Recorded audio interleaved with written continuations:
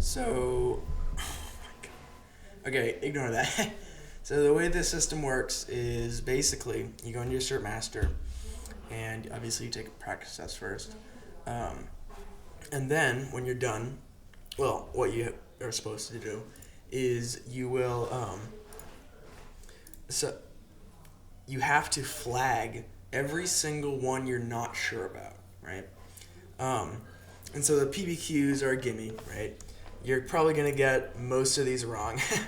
um, right, so that's an easy flag. But like this one, right?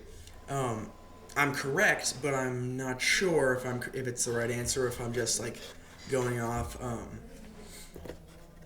like this one's wrong, this one's wrong, this one, so it has to be this one, but you don't know why it's correct, right?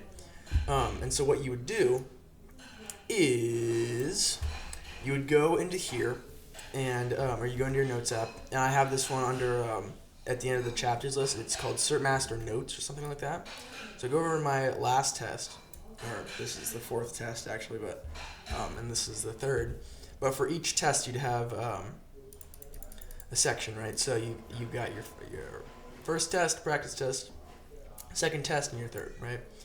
And for the PBQ, actually, it's just easier if we go back to the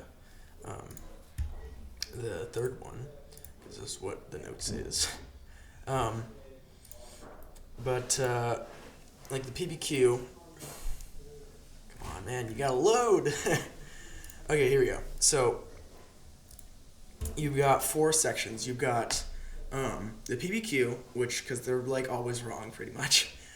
You've got flagged and incorrect, which is like this one or this one, I guess. You've got flagged and correct, which is basically just like putting it in, like the flagged and incorrect, you would write the answer, but also why it's that way. And then flagged and correct is like you're just like reiterating that same thing. Oh god, some of this printed and it's going wrong. And then you've got unflagged and incorrect, which is where it's really where you get into trouble, because it means you're sure on something but you were wrong, right? So like that would be this one here, and it's usually gonna be on a multiple choice. Let's see, I think I had one over here. So this one, rotation lock is disabled or enabled, whatever, right? And this one, I just didn't read the question. But most of the time, if you're right about something, you know you're right most of the time.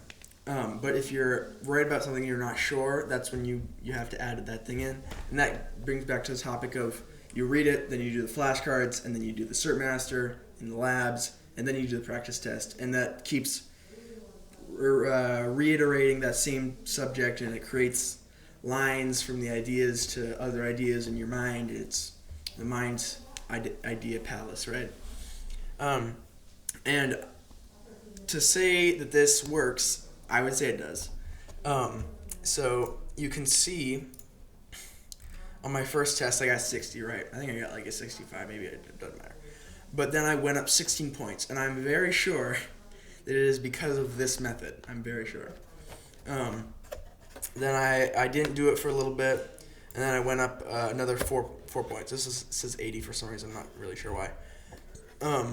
But I find this method to be a lot better than just taking practice tests, because I don't know what study it did, and I can't find it, but it was like if you review like answers, it's way better than just taking practice tests. But I think a better one is if we go back to 1101, because I actually have data on that, or a lot more data on that. And also, side note, in Power School, it says that the best score I got on one of these was a 70, which the best score I actually got was a 90, 91-ish. So, maybe you could change that for me. That was like quarter two, but So you can see here 71, 71, 71. I guess I didn't take this one. 77. So I'm barely moving at all in this 3 here because I'm just taking practice tests. I'm just doing the Cert Masters, and it's not really working for me. You can ignore this. I go up 5 points, which is menial, and then I go down again, and then I start using the method around like this area. So I go up a little bit, I go down a little bit, but then I shoot up, right? 60 or about, we'll call it 77% to 90% is quite a spike. And then it goes down a bit more because I stopped doing it because I was like, yeah, I'm good. I kind of stopped working at that point, which is not great. But so that's sort of the thought process behind what I have been doing quite a bit of. And I'm not saying like I'm gonna do this instead of the certs, right? I'm just saying this is a really good method, and I think we should do it. Also, what I did in the first quarter is instead of writing it in the notes, I would write it on a flashcard, because then you have to keep it to one line, and so you have to either write really small or you have to figure out a way to shorten it down as much as possible, which is a difficult task to do, to say the least. And also I've been doing this on the certs, or the Cert Masters as well, because the Cert Masters, you like, for example, you see like any ISO file contained on a USB contains the Windows pre-installation environment, WinPE. The reason it's not on every machine is because it's a vendor tool. That's pretty much a pretty good example of what this is supposed to be. If I just said, if I just cut it here and didn't include the second line, then it would be different. Because that is memorization. I want to make it very clear this is not memorization, or not meant to be memorization. This is meant to be like the way I think of it is, if you can say, it's this answer because, then it's not memorization, right? Or like, let's see, down here, 3.5, that one sucked. Because jailbroken devices often get viruses, you should assume they have malware installed, and therefore should be assumed it is not a trusted OS. So you could say that, I think the question was like, why is a jailbroken device not allowed on the network, right? And I could get all the other two answers, but I couldn't get not a trusted OS. But you could, if you were trying to memorize it, you just write, the answer for this is not a trusted device, or not a trusted OS, but you have to write the why as well, which is the thing that makes it really time consuming. So what I propose is we take you can just let me do this, because like I'm jamming on this, all right? Like I think this is like one of the things that helped me the most. Also, Radius and TACACS Plus. We got it. I think we should go over a little bit, just because it is like, and Kerberos. That, I don't even get it, man.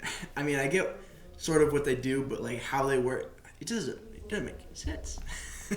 Anyway, if you could just like, we take a practice test every day. If like one of the days you could just say like, all right, that's fine if you just don't take a practice test and you just do a review, then I'd be very grateful, because this does help me a lot. And also helps that on every single test you have to write down your notes, and then you take it again and you write down your notes. It's like just that reinforcement. That's the word I was looking for, reinforcement of the idea, right? And you also like look up like, I don't know. You could probably go through my search history, and it'll be like, why is this like this? Or like one of them was, that's the other thing. Sometimes I'll go into ChatGPT, which I know it's not the greatest thing of all time, but if it's like something really specific and it's like, yeah, you get what I'm saying. Sometimes it is good, but sometimes it'll just be like far off in the other direction, just not helpful at all. Anyway, That's besides the point. Um, what I'm trying to get at here is,